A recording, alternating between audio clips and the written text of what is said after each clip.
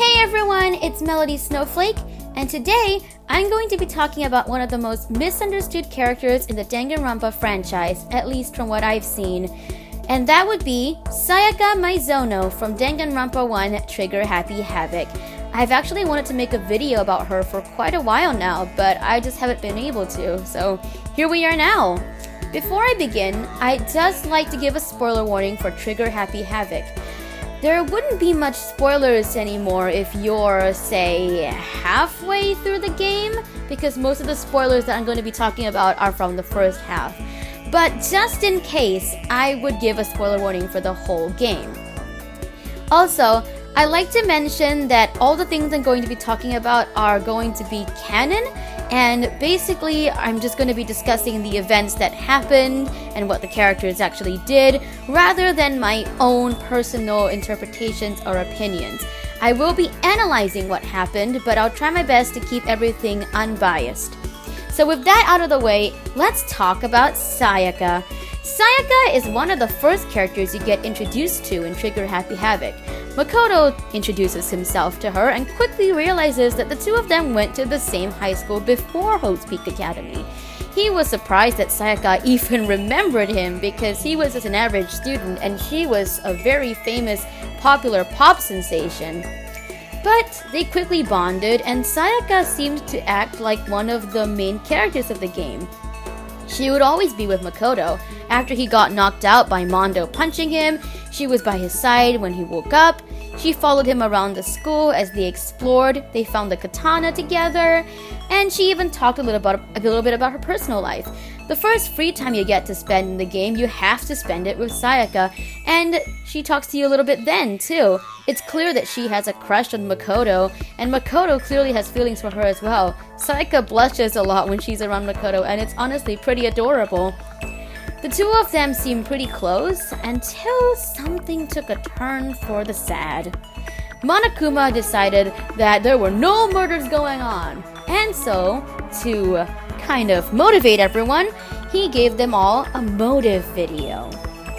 This video was given to each student. There's a different one for each person, and it shows their loved ones, the people who are most important to them, being in danger. Of course, this makes everyone really distraught, but it particularly affected Sayaka, whose loved ones are her family. Well, not exactly her family, but her pop sensation group, who she considers family. She ran off after watching the video and cried in an empty classroom. Makoto went after her and comforted her, and she seemed really distraught. She asked Makoto to promise that he would be by her side no matter what, and that he would do whatever it takes to help her escape from Hope's Peak Academy. I'm so sorry. Anyway, Makoto agreed, and the two of them parted ways. That night, Sayaka knocked on Makoto's door and appeared really frightened.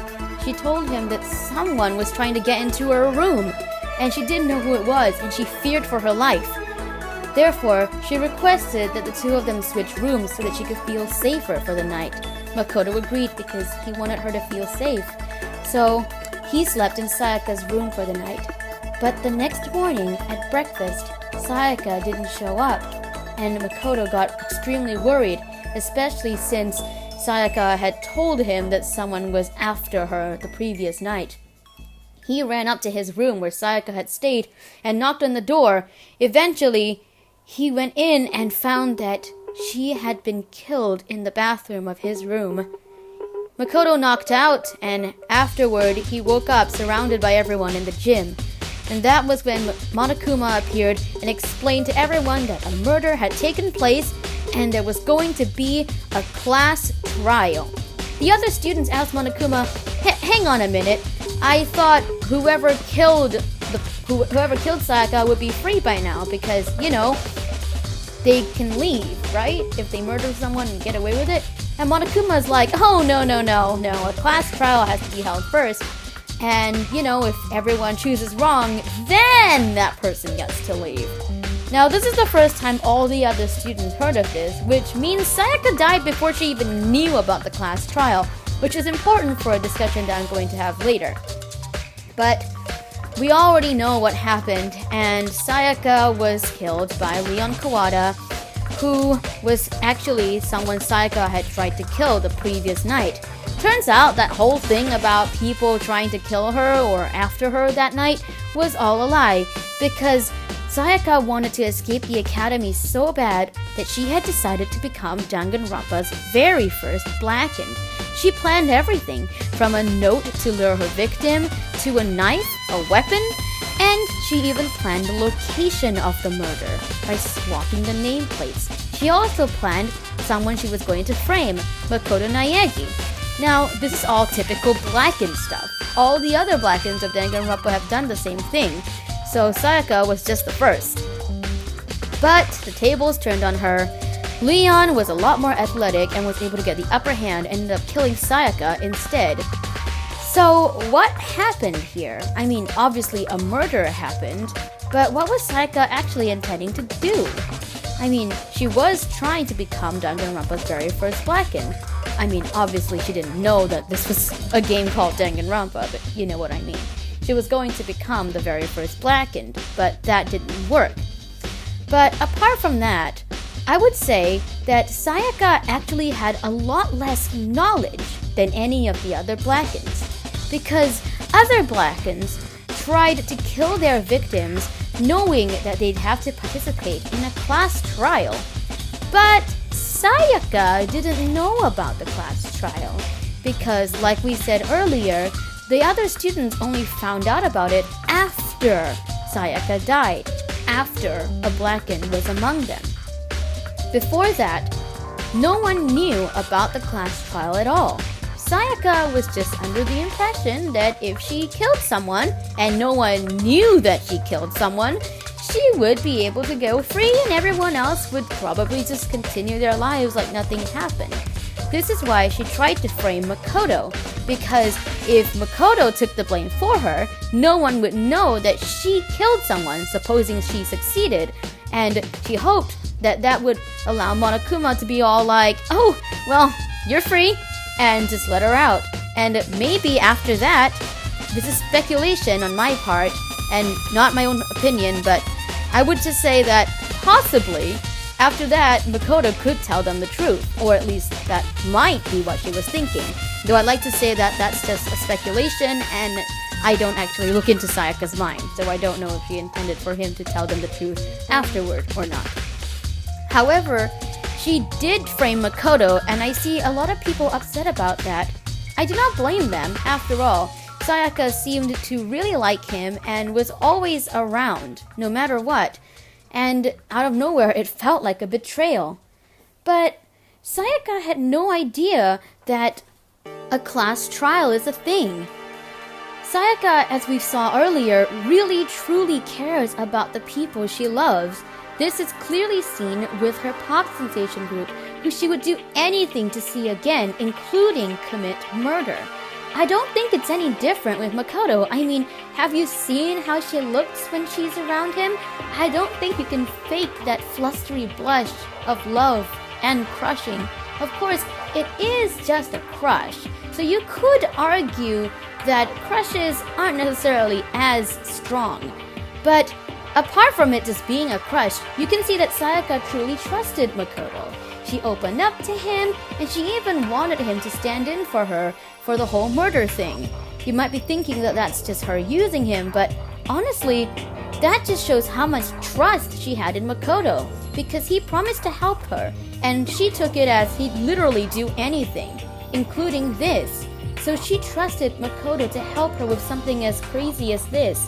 He was a trusted friend of hers, and she would never intentionally hurt him. This is also why she wrote Leon's name on the wall when her plan failed, because with her dead, she wouldn't be around to explain to Makoto what's going to happen and what she did, and he wouldn't willingly help her out. So without that, he would be accused of something he didn't do on terms that she did not feel comfortable with, or terms that she did not plan, and she did not want that for Makoto, which is why she told them the truth. Like I said, Sayaka didn't know about the class trial, so even with that, even with the whole she wanting Makoto to stand in for her thing, she was probably hoping, like I said earlier, that the truth could come out later after she was able to leave. Now, you might be thinking, well, what's the difference? If Sayaka really didn't know about the trial, which, by the way, she didn't, because Monokuma only talked about it the very next day after Sayaka's death, why would she want to spare Makoto if, she didn't know about it? Like, wouldn't it not hurt if Makoto was, telling, everyone, that he didn't do it anyway? It wouldn't be any different, right? Because he'd still be accused by everyone. The difference is, Sayaka would be able, if she had lived, she'd be able to leave, and there is that chance that Makoto could explain that he was helping a friend out. But, without Sayaka surviving, Sayaka had no idea if he would or would not let Makoto take the blame. She had no idea if Leon would just hide and let Makoto suffer, which she didn't want, or if Leon would just own up to it, which that wouldn't work because he probably didn't want to die. And she didn't want Makoto to suffer by someone else like that. She didn't want that. And you might be thinking, well, that she wanted him to suffer because of her? No, because he wouldn't be suffering, at least from her perspective, if he was actively helping. So, there's a difference here. If Makoto took the blame for Leon, or at least was accused because of Leon, you saw what happened in the game. He was really like, no, I didn't do it, and he was worried and everything. But if he was actively helping Sayaka, of course, it might be different from Makoto's perspective, but from Sayaka's perspective, it's all like, well, he's helping me, so he probably wouldn't be hurting or suffering by all the accusations, because that's the whole point. He has to take it for me, and he's okay with that, right? But he didn't sign up for it with Leon, and, it's not exactly a very fun experience, as we've seen from Makoto, which is why she didn't want him to suffer like that without her being the survivor and Leon being the victim. So that's exactly why Sayaka did what she did. She basically did what every other Blackened has done. It's just that maybe it felt more personal as you play as the person she framed. And it's the very first one. So it's the first time we as players would ever see something like that. And it's a much greater impact. Sayaka also is the kind of character who you trusted at the very beginning. So when she did something like this, you feel really stabbed in the back. But if you really think about it, she did what every other Blackened who tried to frame other people do. It just so happened that Makoto is the one you play as. And in Sayaka's case, it's slightly different. I'd even say it's slightly less dark, because with Sayaka, she didn't want to frame someone else so that everyone would die and she's the only one who'd get away with it, because she didn't know about the class trial. And another thing, she felt like the whole framing Makoto thing was kind of a promise she made with him, because he already agreed to help her. With all the other people who got framed, I doubt the Blackens made a deal with them, like, hey, I'm gonna try my best to get out of here, and I hope you'd help me. Because that's basically what Sayaka said, and I don't think any of the other Blackens did that. So, Sayaka actually, her situation is a little different from other Blackens, but it's not different in a worse way, in the sense, morally speaking. Because from her perspective, she didn't know that everyone else was gonna die if she supposedly got away with it, and she felt like Makoto had agreed to let himself be framed by her, because that's how she took it. It's not what Makoto meant, but it's how she took it. And from her perspective, that should be enough that, Makoto wouldn't fully be hurting when he gets accused, because he'd know what he was doing. He'd willingly be taking it for Sayaka. Of course, that's not how Makoto personally feels about it. He got really hurt and betrayed. But that's how Sayaka felt about it. And at the end of the day, like every other Blackened, She just wanted to get out of the academy. She wanted to make sure everyone that she loved is okay, and she didn't think that the people inside would get hurt when she left. Of course, one life had to be sacrificed, and she chose Leon. Probably because he is someone who already admired her and the easiest victim to lure. I mean, if you're going to be a blackened, who would you choose? The person who would most likely come to you and trust you? Or the person who doesn't even know you at all and probably wouldn't listen to you? If you want to become a blackened, to lure your victim, that's the way to do it. It's not the nicest thing to do, obviously, because it's like, someone trusts you. But if you're trying to kill someone in Danganronpa, that's what happens. So, at the end of the day, Sayaka is like every other blackened. But with slight differences, because she didn't intend for other people to get hurt or die.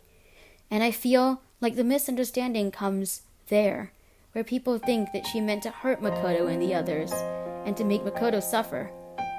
But I don't think that's the case at all. Of course, at the end of the day, this is my analysis, so if you have a different interpretation, that's perfectly okay. Thank you so much for watching this video, and I really hope that you enjoyed it. Let me know who your favorite Danganronpa Trigger Happy Havoc character is down in the comments below. Mine is personally Celestia Ludenberg, who I did a video off before. And I'll see you guys in the next video. Bye!